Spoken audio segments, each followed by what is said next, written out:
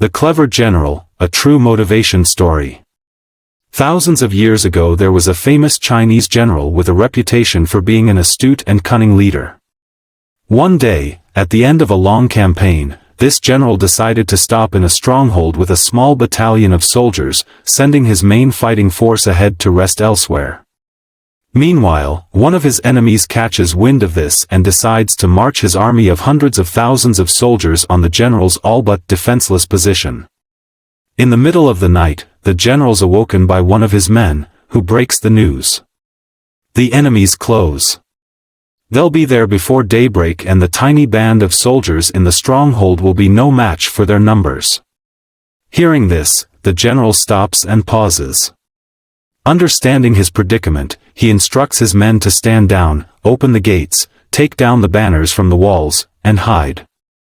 The general then removes his armor, dons a cloak, and sits on the battlements playing a mandolin as he looks out at the approaching army.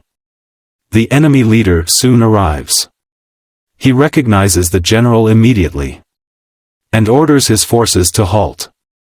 He stops to think. He knows this general better than anyone, including his reputation for wily deeds and setting deadly traps. He waits some more. The presence of this infamous general, sitting there with such nonchalance, makes him question himself.